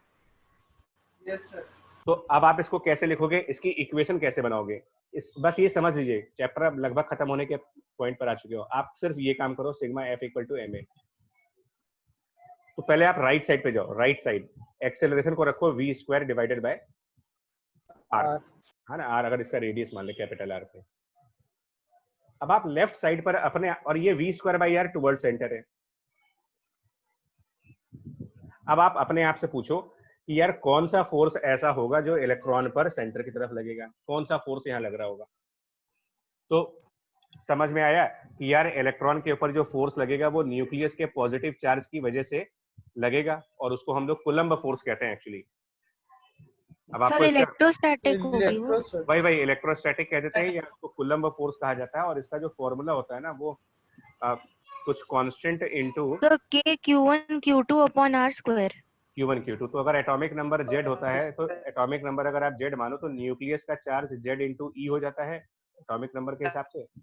इलेक्ट्रॉन का चार्ज E लिखते हैं और डिवाइडेड बाय R स्क्वायर। तो हम लेफ्ट साइड पर ये रख देंगे K into Z E into E divided by R square, बस। और इसको ही सेंट्रीपिटल कह देंगे, यानी कि जो इलेक्ट्रोस्टैटिक फोर्स है यही सेंट्रीपिटल है। आपको और एग्जांपल दे रहा हूं मैं, एक और एग्जांपल देख लो। एक ये बड़ा फेमस एग्जांपल होता है कि एक रस्सी में पत्थर बांध करके उसको रोटेट किया जाए, है ना, बहुत फेमस एग्जांपल है। तो अगर एक बॉय है मान लो और उसने एक स्ट्रिंग ली और स्ट्रिंग से एक पत्थर बांधा, यहाँ से एक स्टोन, और उसके बाद उसको नचाना चालू कर दिया, घुमाना चालू कर दिया, ठीक है, मान लो m मास का कोई स्टोन है और ये रोप है, स्ट्रिंग टाइप की है, ग्रेविटी फ्री स्पेस मानते हैं, मतलब g इक्वल टू 0 यहाँ पर ग्रेविटी फ्री स्पेस है। तो ये बॉय क्या करता है, ये रस्सी को बांध करके ऐसे घुमाता है। ये एक्सपेरिमेंट आप लोगों ने भी किए होंगे कई बार ना, Yes, sir. धागे में पत्थर बांध के आप इसको घुमाओ। सर पतंग में लंगर मारने के टाइम। हाँ हाँ हाँ हाँ। तो ये v स्पीड से अगर मान लो चल रहा है, तो अब आप ये बताओ F इक्वल टू ma, मतलब आप सिर्फ ये आदत डाल लीजिए कि आप कुछ नया काम नहीं कर रहे हो, आप सिर्फ F इक्वल टू ma लिख रहे हो, only F equal to ma, कुछ नया काम नहीं कर रहे। तो पहले आप राइट साइड लिखो, मतलब आप F इक्वल टू ma, ये एक लॉ है, ये हमारा हम लोग नहीं कह रहे, ये न्यूटन लॉ है। इस लॉ का राइट हैंड साइड क्या है और इस लॉ का लेफ्ट हैंड साइड क्या है? तो राइट हैंड साइड काइनेमेटिक्स से आता है, राइट हैंड साइड काइनेमेटिक्स से और left hand side free body diagram से, ऐसे याद रखो। राइट साइड आप काइनेमेटिक्स फॉलो करते हो कि एक्सेलरेशन तो v स्क्वायर बाई आर होता है, ये तो काइनेमेटिक्स ने बताया था मुझे, और left side free body diagram पे चले जाओ, देख लो कि इस पे कौन कौन से फोर्स लग रहे हैं। हाँ, इसमें फोर्स क्या लगेगा? ग्रेविटी फ्री स्पेस कह दिया आपने, ग्रेविटी भी खत्म हो गई, तो सिर्फ एक ही, और उसके अलावा तो कुछ है नहीं। और क्या वो टेंशन सेंटर की तरफ नहीं जा रहा? Yes, sir. Yes, sir. Yes, sir. Yes, sir. तो यहाँ पर टी लगा दो, बस खत्म हो गया। जो चीज जो Yes, sir. यानी कि टेंशन ही सेंट्रीपिटल है, स्ट्रिंग की टेंशन फोर्स ही सेंट्रीपिटल फोर्स है। मतलब कि फ्री बॉडी डायग्राम में जो फोर्स आपको सेंटर की तरफ दिख जाए उसको आप सेंट्रीपिटल के नाम से बोलना कि भाई तुम सेंट्रीपिटल हो। सेंट्रीपिटल कोई नया फोर्स नहीं कि अलग से लाओगे उसके अंदर। आ रही है ये बात समझ में? Yes, sir. Yes, sir. Yes, sir. Yes, sir. एक और एग्जांपल देखिए, इसको बोलते हैं कोनिकल पेंडुलम। कोनिकल पेंडुलम इसको कहते हैं। और ये क्या है देखो, इसमें भी ऐसे एक स्ट्रिंग होती है इस तरीके से, ठीक है, लेकिन वो एक पॉइंट पर फिक्स्ड होती है और उसके साथ एक पार्टिकल अटैच होता है, और ये पार्टिकल सर्कुलर मोशन तो करता है लेकिन स्ट्रिंग इनक्लाइंड होती है। मतलब ये पार्टिकल सर्कुलर मोशन में है, ऐसे चल रहा है, ये सर्कुलर मोशन कर रहा है, ये इस तरीके से इसके पास वेलोसिटी है, और ये एल लेंथ की स्ट्रिंग है, लेकिन स्ट्रिंग थोड़ी सी इनक्लाइंड होती है, और अगर हम पूरी ट्रेजेक्टरी को देखेंगे तो हमें कोन जैसी फिगर देखने लगती है, इसीलिए कोनिकल पेंडुलम का नाम देते हैं इसको। अब इसमें ये बताओ, ये जो पाथ है ना, सर्किल तो आप यहां देख रहे हो, ये पाथ है, मान लो इसका कुछ रेडियस होगा, हालांकि रेडियस आप रेडियस जो है वो ट्रिग्नोमेट्री से एल और थीटा के फॉर्म में निकाल सकते हो। जो रेडियस है वो आप निकाल सकते हो in terms of L and theta. Yes, sir. L sin theta हो L जाएगा। theta. हाँ, फिलहाल तो मैं आर लिख दे रहा हूँ, लेकिन ये सब Yes, sir. कैसे? Yes. हाँ, अब आप देखो हमने क्या किया, sigma F equal to M A लगाया, सिग्मा एफ बराबर मास इंटू एक्सेलरेशन, ये लगाया। इसका मैंने आरएचएस लिया, आरएचएस में काइनेमेटिक्स और एलएचएस में फ्री बॉडी डायग्राम, ये बस ध्यान रखिए आप। तो चलिए, काइनेमेटिक्स के हिसाब से राइट हैंड साइड तो v स्क्वायर बाई आर हो गया। अब इसके फ्री बॉडी डायग्राम पे जाओ, क्या क्या फोर्सेस लग रही हैं? तो फोर्सेस में यहाँ पर mg की फोर्स लगेगी और एक टेंशन फोर्स लगेगी। कभी ये मत कहना कि सेंट्रीपिटल लगता है, सेंट्रीपिटल लगता होता नहीं है, फोर्सेस अभी भी वही लगती है जो पहले लग रही थी। अब इसमें से ये बताओ, इन दोनों में से सेंट्रीपिटल, मतलब इन दोनों में से टुवर्ड्स सेंटर कौन है? क्योंकि v स्क्वायर बाई आर तो टुवर्ड्स सेंटर है, v square by R Attention. Tension का कंपोनेंट टेंशन सेंटर की तरफ कहाँ है? सेंटर तो यहाँ है ना, सेंटर नहीं के सर, उसका कंपोनेंट करना पड़ेगा तब वो आएगा जी। सेंटर की तरफ। Component है. हाँ, तो आप फ्री बॉडी, आप look into free body diagram, look at free body diagram. आपसे मैं फिर कह दे रहा हूँ कि आप फ्री बॉडी डायग्राम देखो और उसमें से पता लगाओ कि कौन सा फोर्स सेंटर की तरफ है। तो फिलहाल तो कोई भी नहीं है ना, तो mg T sin theta. लेकिन ये समझ में आ रहा है कि किसी एक का कंपोनेंट आएगा। किसका कंपोनेंट आएगा? So tension का. टेंशन का कंपोनेंट sin आएगा। theta. t sin T theta आएगा। sin theta. टी साइड हाँ। थीटा। तो यहाँ पर t sin थीटा लिख देंगे लेफ्ट साइड पर, और इसी t sin थीटा ही सेंट्रीपिटल है। t sin थीटा को आप कह दो कि यही सेंट्रीपिटल है। मतलब सेंट्रीपिटल अलग से नहीं दिखाया जाता है कोई फोर्स। कुछ लोग समझते हैं कि mv square by R force की फोर्स होता है। mv square by R force नहीं है, वो किसी फोर्स की वैल्यू है, राइट हैंड साइड है वो। और तो फिर टी कॉस थीटा का क्या करें यार? जी के साथ सर बैलेंस। mg से बैलेंस हो जी से जाएगा। बैलेंस हो जाएगा। बस बराबर कर देंगे। ये दो इक्वेशंस बन गई आपकी, खत्म। सर्कुलर मोशन की इक्वेशंस ऐसे बनाई जाती हैं। अब नेक्स्ट पेज पे आ जाओ जल्दी से। ये देखो circular motion on level road, दो खत्म कर दे बस। तो ये जो कार है ये टर्न कर रही है, मान लो सर्किल के अलाउंग, ठीक है। एक कार है जो सर्कुलर मोशन कर रही है, तो इसका सर्किल कुछ दिखाया हुआ है आपको डायग्राम में, कॉपी इमेज हालांकि हमने दूसरी जगह से ली है। तो ये इस तरीके से एक सर्किल है, बस थोड़ा सा रियलिस्टिक आपको रियलाइज कराना था, इसलिए कि ऐसा करके एक सर्किल बन रहा है। तो जब ये टर्न करेगा तो हम ये मानते हैं कि इस कार की स्पीड v है, स्पीड ऑफ कार v है, और जिस सर्कुलर मोशन को वो कार करने जा रही है उसका सेंटर वेंटर यहाँ कहीं पर होगा, और इसका रेडियस मान लो r है, इस कार की रेडियस r है। कार की नहीं, मतलब सॉरी, वो जो टर्न करने जा रहे हैं वो रेडियस r है, r रेडियस का टर्न कर रहे हैं। अब आप बताओगे इस कार का फ्री बॉडी डायग्राम, कौन कौन से फोर्स होंगे इसके ऊपर? नॉर्मल mg और बाकी लोग भी सोचो।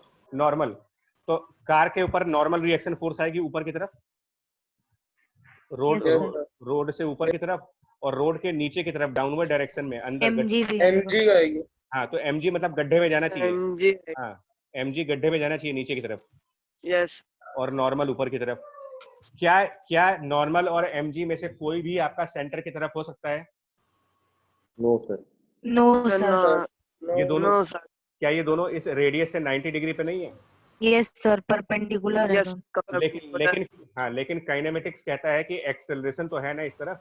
काइनेमेटिक्स कहता है कि इस तरफ एक्सेलरेशन है आपके पास, आपका एक्सेलरेशन तो इस डायरेक्शन में है ही है, डायरेक्शन ऑफ ए। ये काइनेमेटिक्स कह रहा है आपसे। काइनेमेटिक्स कह रहा है कि अगर आप सर्कुलर मोशन कर रहे हो तो इसका मतलब आप इस तरफ एक्सेलरेट कर रहे हो। तो न्यूटन लॉ कहता है कि यार ये एक्सेलरेशन किसी फोर्स की वजह से आनी चाहिए, अपने आप तो बॉडी एक्सेलरेट करनी जाती है। Yes sir. तो फोर्स कौन सा लग रहा है? फ्रिक्शन। है ना? तो अब नॉर्मल mg के अलावा और क्या बचा आपके पास? क्या फोर्स दिखा सकते हो आप भाई? कोई ऐसा तो है नहीं कि कार में कोई, नहीं बचा सर। हाँ भाई, कार में कोई रस्सी तो लगी नहीं है कि हम टेंशन दिखा दें, ना कोई स्प्रिंग लगा है कि हम स्प्रिंग दिखा दें। तो अब बचा क्या? सिर्फ फ्रिक्शन फोर्स। इसका मतलब क्या हुआ? फ्रिक्शन बचा। कि इसका मतलब ये हुआ कि फ्रिक्शन फोर्स अपने आप को टुवर्ड्स सेंटर एडजस्ट करेगा, फ्रिक्शनल फोर्स टुवर्ड्स सेंटर लगना स्टार्ट करेगा, और वो फ्रिक्शनल फोर्स सेंट्रीपिटल एक्सेलरेशन के बराबर हो जाएगा। देखिए मैं फिर कह रहा हूं, ये बात समझो कि जो एक्सेलरेशन है it must be caused by something, मतलब बिना वजह के एक्सेलरेशन नहीं आ सकता, must be caused by a force. Kinematics तो आपको ये कहता है कि एक्सेलरेशन इस तरफ है, न्यूटन कहता है कि वो अपने आप नहीं आया होगा। आप न्यूटन लॉ के इंपॉर्टेंस समझिए। काइनेमेटिक्स आपको एक्सेलरेशन की डायरेक्शन बता सकता है, काइनेमेटिक्स आपको एक्सेलरेशन की वैल्यू बता सकता है, लेकिन ये नहीं बता सकता कि ये एक्सेलरेशन किसकी वजह से है। अगर आपको एक्सेलरेशन की वजह जाननी है, उसका रीजन जानना है कि क्यों है वो, तो फिर आप न्यूटन लॉ को यूज करिए। और वो यही कहना चाह रहे हैं कि एक्सेलरेशन की वजह फोर्स होनी चाहिए, कोई ना कोई फोर्स होगा तभी एक्सेलरेशन आ सकता है। तो अगर एक्सेलरेशन सेंटर की तरफ है according to kinematics, then according to Newton law there must be a force in that direction. There must be a force in that direction, and looking at all possible forces, normal cannot be in that direction, mg cannot be in that direction, so only one possibility is left. और वो one possibility क्या बचती है? कि friction उस तरफ लग रहा हो फिर, क्योंकि इसके अलावा और कौन सा फोर्स दिखाओगे आप?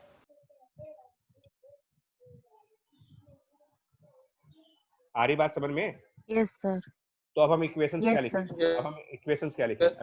इक्वेशंस तो हमने पहले तो नॉर्मल mg को बैलेंस करेगा, फर्स्ट इक्वेशन। उसके बाद आप F इक्वल टू ma लगा रहे हो, F इक्वल टू ma, तो उसका राइट हैंड साइड जो है वो काइनेमेटिक्स के थ्रू v²r हो गया, right hand side according to kinematics. और left hand side laws of motion लगाओ, न्यूटन लॉ। तो कौन सा फोर्स सेंटर की तरफ है? फ्रिक्शन हो गया।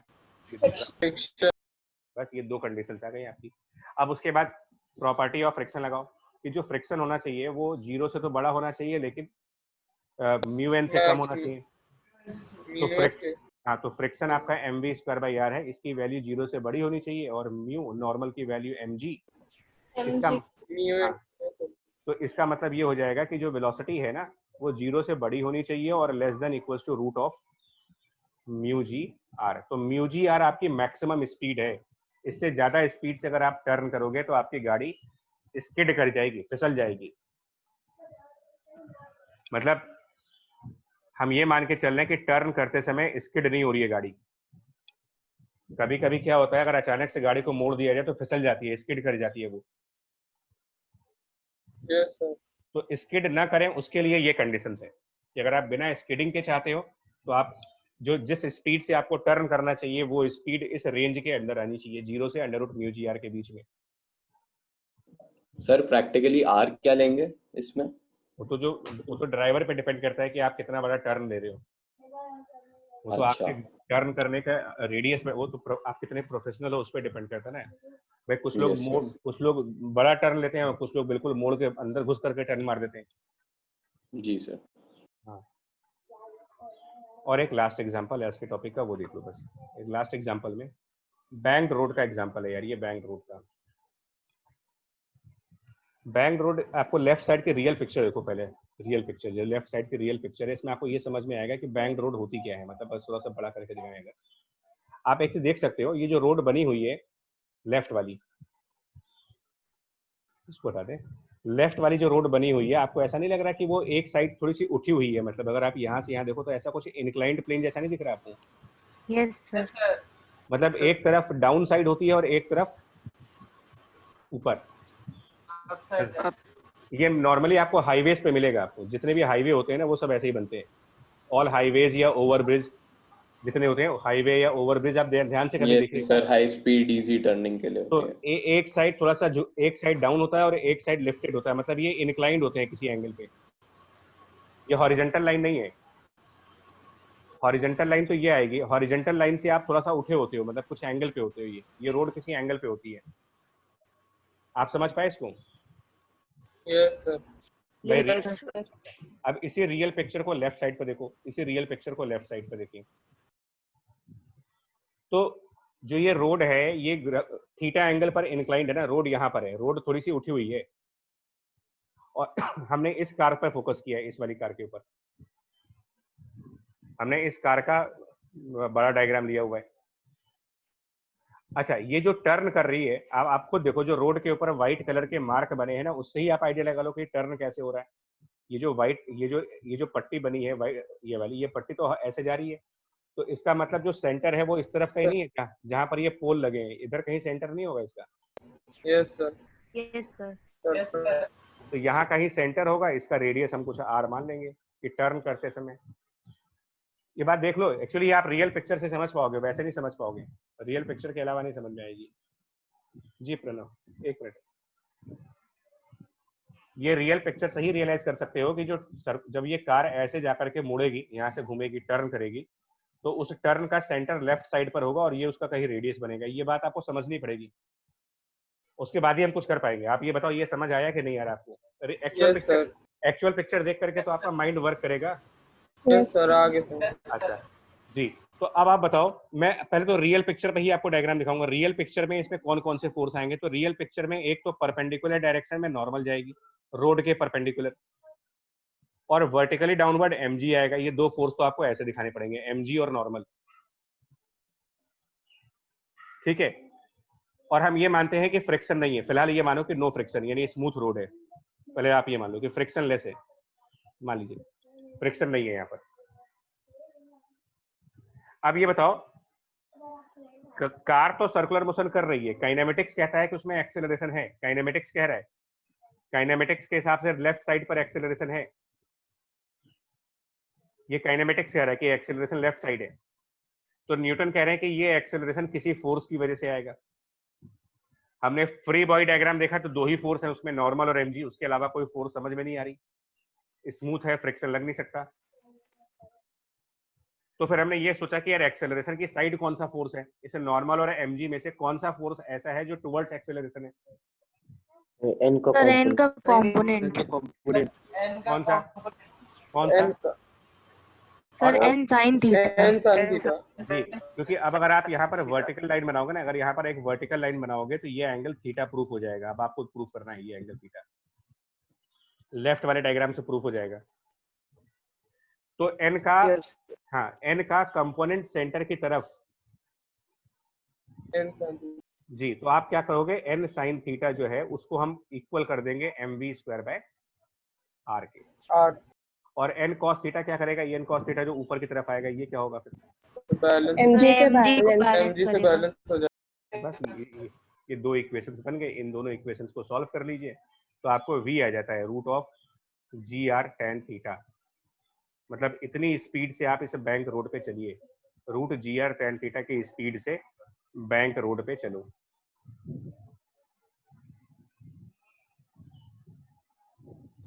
समझ आ सर रहा है इसमें आपको? फ्रिक्शन का क्या किया है हमने? फ्रिक्शन तो हटाया है ना, स्मूथ बना है यार।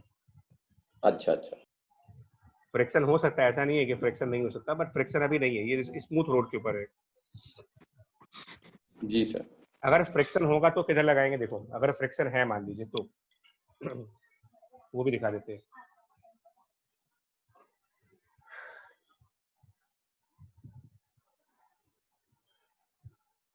चलिए अगर रफ सरफेस पे हो तो देख लो क्या होगा। अगर आप रफ, मैं एक्चुअल पिक्चर पे ही आता हूँ, ज्यादा समझ में आता है मेरे को, रियल पिक्चर से ज्यादा समझ में आती है। चलिए ये अब आप रफ कर दो, रोड जो है वो रफ है मान लीजिए। अब बताओ क्या होगा, मतलब रफनेस है इसमें, रफ है। आप रियल पिक्चर पे ध्यान देना, रियल पिक्चर्स पे आपको समझ में आएगा, बिकॉज आप इमेजिनेशन स्ट्रांग हो जाती है। मैंने बार बार कहा कि रियल पिक्चर्स इमेजिनेशन को स्ट्रांग करती है। नॉर्मल दिखाया, एमजी दिखाया, mg ये तो हमेशा लगेंगे, एमजी और नॉर्मल तो हमेशा ही रहेंगे, कुछ भी कर लो आप। Yes, sir. अच्छा फ्रिक्शन किधर होता है, तो फ्रिक्शन हमेशा नॉर्मल के परपेंडिकुलर होता है। yes Yes sir। तो और नॉर्मल के along the on the surface होता है। इंक्लाइन होगा। यानी कि रोड के along, Yes sir। yes road के अलोंग होगा ना, नॉर्मल के परपेंडिकुलर, नॉर्मल के परपेंडिकुलर मतलब रोड के अलोंग। यस सर, वो अप द इंक्लाइन होगा। तो या तो वो इधर होगा या तो इस तरफ होगा, नॉर्मल के 90 डिग्री पर रोड के अलोंग, या फिर वो डाउन द साइड होगा, नीचे की तरफ होगा इधर। क्योंकि रोड के अलोंग दो डायरेक्शन हो सकती है ना। आप देखो किसी भी जगह पर आप, अगर आप रोड पे खड़े हो जाओ, रोड पे कोई पॉइंट बनाओ, तो रोड के उस पॉइंट पर नॉर्मल की वैल्यू या तो रोड के ऊपर की तरफ होगी, ये भी रोड के अलोंग है, या फिर आप इधर की तरफ जाओ, ये भी रोड के अलोंग है। ये दोनों डायरेक्शन रोड के अलोंग है ना। ये yes दोनों, ये क्या, ये दोनों नॉर्मल के 90 डिग्री पे नहीं है? sir है yes sir तो फ्रिक्शन दोनों में से किसी भी साइड हो सकता है। वो डिपेंड करता है कि आप ज्यादा स्पीड से चल रहे हो, ओवर स्पीड है आपकी, या फिर आप अंडर स्पीड हो। तो आप ऐसे समझो, अच्छा मान लो वो गाड़ी वहां पे चले ही ना, उसकी स्पीड 0 हो जाए, तो किधर फिसलेगी? अगर आप इस टाइप के रोड पे खड़े हो मान लो, और तो फिसलने का चांस किधर है आपका? अगर मान लीजिए लेफ्ट साइड। अगर down. sir left side down the Sir down the incline। मतलब ये बीच में जो डिवाइडर बना है, Yes sir। yes sir अगर ये गाड़ी यहाँ पर मान लो 0 स्पीड पर आ जाए, तो क्या ये किधर किधर स्लिप किधर करेगी? क्या ये नीचे स्लिप करेगी या ऊपर स्लिप करेगी? तो नीचे। डिवाइडर की तरफ नीचे करेगी। तो इसका मतलब अगर आपकी स्पीड कम हो जाए ना, अगर आपकी स्पीड कम हो जाए तो आप नीचे फिसल जाओगे। तो उसको रोकने के लिए फ्रिक्शन फोर्स ऊपर की तरफ आएगा, उसको उसको प्रिवेंट करने के लिए फ्रिक्शन की वैल्यू ऊपर लगेगी, क्योंकि फ्रिक्शन हमेशा स्लिपिंग को रोकता है ना। तो अगर हम लो स्पीड पर है, 0 स्पीड की तरफ जा रहे हैं, धीमे धीमे चल रहे हैं, तो आपकी गाड़ी नीचे फिसल जाएगी भाई, आपको तेज चलना पड़ेगा। Yes, sir. समझ आया बात आपको ये? Yes sir. अब इक्वेशंस क्या बनेंगी, बस ये समझना, ये लो स्पीड की बात कर रहा हूं मैं, बहुत धीमे धीमे चल रहे हैं आप। कुछ लोग रोड पे ऐसे होते हैं ना, जैसे साइकिल से भी धीमे चलते हैं।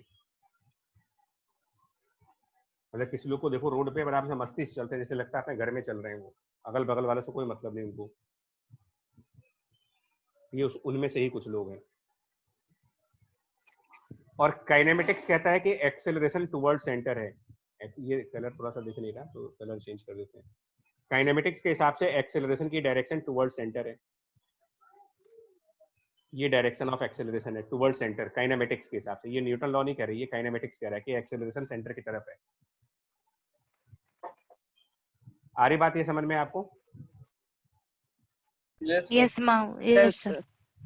sir. अच्छा जी, अब आप इस पे आओ, इस वाली पिक्चर को भी कॉपी कर ले, क्योंकि रियल पिक्चर से आपने समझ लिया। अब आप इस पिक्चर पे आकर के ना इसको कंप्लीट कर दो बस। अब आप बताओ इस पिक्चर के हिसाब से, ये जो पिक्चर आप देख रहे हो यहाँ पर, इसके हिसाब से हम क्या लिखें, इक्वेशंस क्या बनाएं इसके हिसाब से। तो इस पिक्चर के हिसाब से यार अगर आपको दिखाना हो तो आपको एक फोर्स और दिखानी है। नॉर्मल एनर्जी तो दिखाई चुके हैं, इसके अलावा एक फोर्स आपको और दिखानी है। तो किधर, रोड के ऊपर की तरफ, ऐसे Friction. रोड के ऊपर की तरफ एक फ्रिक्शन और दिखा दो इसमें। अब आप बताओ, और एक्सेलरेशन किस तरफ दिखाना है आपको, तो एक्सेलरेशन टुवर्ड सेंटर, यानी कि इधर इस तरफ, ये डायरेक्शन ऑफ एक्सेलरेशन है इस तरफ। अब बताओ कौन सा फोर्स एक्सेलरेशन की साइड जाने वाला है। मतलब अब मैं इक्वेशन पे आ रहा हूँ, मास इनटू एक्सेलरेशन, एक्सेलरेशन को मैंने v²/r कर दिया। अब बताओ एक्सेलरेशन के पैरेलल नॉर्मल का कौन सा कंपोनेंट जाएगा, sir n sin N theta। sin theta. Theta. n sin theta. और अच्छा, अगर नॉर्मल वर्टिकल से थीटा एंगल पर है तो फ्रिक्शन उसी वर्टिकल लाइन से 90 माइनस थीटा पे होगा, क्योंकि ये यस आपस में, सर। इसका मतलब फ्रिक्शन हॉरिजॉन्टल लाइन से थीटा एंगल पर होगा। तो सर f cos theta। तो फ्रिक्शन का एक कंपोनेंट Cos theta. एक्सेलरेशन के अपोजिट नहीं चला गया, तो n sin Yes, theta sir. Yes, sir. में से fr cos थीटा करेंगे या नहीं करेंगे, बताओ। करेंगे। सर करेंगे। ये हमारी फर्स्ट इक्वेशन हुई। और n sin थीटा, n का एक कंपोनेंट ऊपर की तरफ आएगा n cos थीटा, और फ्रिक्शन का भी एक कंपोनेंट ऊपर आएगा, Minus f sin theta. Minus नहीं plus, F sin theta. Plus होगा, sir f sin. प्लस होगा। इस बार को देखो, नॉर्मल का ये जो नॉर्मल देख रहे हो इसका कंपोनेंट ऊपर जाएगा, और ये फ्रिक्शन को रिजॉल्व करोगे तो इसका भी कंपोनेंट ऊपर जाएगा। Yes. इन दोनों का समेशन करके किसको बैलेंस कर देंगे, इसके थ्रू किसको बैलेंस कर दें, सर mg वाला ग्रेविटी वाले। ये दो इक्वेशन बन गई। अब मैं आपको ना एक ऑब्जेक्टिव तरीका बताता हूँ। आप फ्रिक्शन को म्यू इंटू एन कर लो, फ्रिक्शन को म्यू इंटू एन, और दोनों इक्वेशन डिवाइड कर दो। मैं एक स्टेप वर्बली कर रहा हूँ, फ्रिक्शन को म्यू इंटू एन, फ्रिक्शन को म्यू इंटू एन, और दोनों इक्वेशंस को मैं डिवाइड कर देता हूँ। तो जैसे ही मैं डिवाइड करूंगा मुझे एक रिजल्ट ये मिलेगा, root of GR sine theta minus mu cos theta divided by sine theta, Plus cos theta. और ये आप कह सकते हो कि ये आपकी मिनिमम स्पीड है, इससे नीचे चलेगा तो फिसल जाएंगे आप। Excuse me sir. तो वो Sir, cos theta plus mu tan theta नहीं होगा? हाँ, नीचे म्यू साइन थीटा होगा। सर वो बोल रहा था सर, वो क्या बोलते हैं, आपने दोनों इक्वेशंस को जब डिवाइड किया है तो हमको पता है कि जो मतलब लॉ ऑफ फ्रिक्शन से फ्रिक्शन की मैक्सिमम वैल्यू म्यू एन होती है। तो सर पहले इक्वेशन में चूंकि फ्रिक्शन का कोई कंपोनेंट माइनस हो रहा है तो उसमें अगर फ्रिक्शन की मैक्सिमम रखेंगे तो उस इक्वेशन की मिनिमम वैल्यू आएगी। हाँ बिल्कुल। और दूसरे में मैक्सिमम आएगी। हाँ, तो सर हम दोनों इनइक्वालिटीज को ऐसे कैसे डिवाइड कर सकते हैं सर? दोनों इनइक्वालिटीज को नहीं, तो आप ऐसे ना करो, फिर आप एक काम करो ना। एक्चुअली इसमें क्या करना होता है मैं बता दूं आपको, ये तो मैंने आपको तरीका बताया, मैंने बताया आंसर लाने का तरीका। अगर आप प्रॉपर करना चाहते हो तो ये दो साइमल्टेनियस इक्वेशंस हुई है ना, ये दो साइमल्टेनियस इक्वेशंस हुई हैं, तो हम लोग या फिर हम पहले f के लिए सॉल्व कर दे n और m के टर्म्स में। इसमें यही करेंगे एक्चुअल में। अगर आपको अगर प्रॉपर सॉल्व करना है तो आप ये करोगे, प्रॉपर तरीका इसका ये है कि आप फर्स्ट इक्वेशन को साइन थीटा से मल्टीप्लाई कर दो, और सेकंड इक्वेशन को कॉस थीटा से मल्टीप्लाई करके फिर ऐड कर दो। तो उससे होगा क्या कि n साइन स्क्वायर थीटा बन जाएगा और n कॉस स्क्वायर थीटा बनेगा। तो जब आप ऐड करोगे तो n चला जाएगा, फ्रिक्शन सॉल्व हो जाएगा। मतलब साइमल्टेनियस इक्वेशन बना करके फ्रिक्शन और नॉर्मल निकालना पड़ेगा आपको, और फिर FR less than equal to mu N करना पड़ेगा। मतलब राइट अप्रोच वो है कि इन दोनों को साइमल्टेनियस इक्वेशन बना करके फ्रिक्शन कैलकुलेट किया जाए और नॉर्मल कैलकुलेट किया जाए।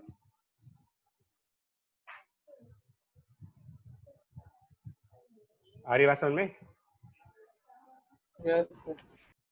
लेकिन मैं अभी टाइम की कमी है, इस वजह से मैं आपसे कह रहा हूँ कि सीधा सीधा कर लीजिए कि आप इस इक्वेशन में फ्रिक्शन की मैक्सिमम वैल्यू पुट कर दो।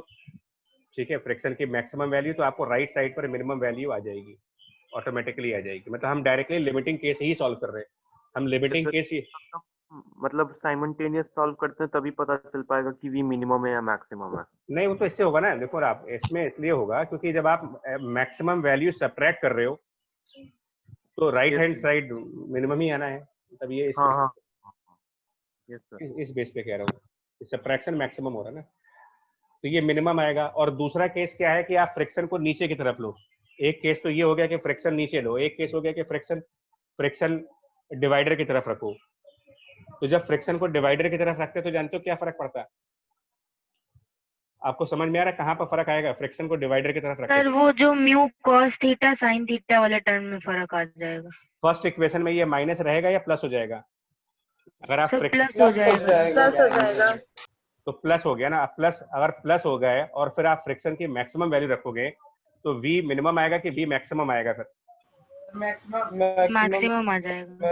हाँ, तो लेकिन मैंने कहा था कि इसको हम 2 बार नहीं सॉल्व करते, एक बार सॉल्व कर चुके हैं, उसी में हम क्या कर देते हैं, जहां पर माइनस साइन म्यू चेंज कर देते हैं। वहां प्लस म्यू कर दीजिए, और जहां पर प्लस म्यू है प्लस वहां को पर माइनस। फिर cos थीटा होगा। यार ये गड़बड़ हो गया कुछ, यहाँ पर यहाँ cos थीटा होगा शायद।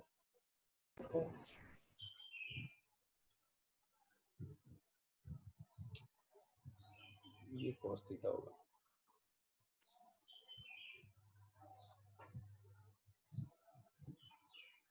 ठीक है, ये हो गया। तो अगर फ्रिक्शन है तो आपकी वेलोसिटी की एक रेंज आएगी, फ्रिक्शन नहीं है तो फिर वेलोसिटी की एक स्पेसिफिक वैल्यू आएगी जो root of G R tan theta के बराबर है। इतना होगा। ये समझ आ गया यार आपको ये? यस सर ठीक है, फिर इतना ही रखते हैं आज, है ना।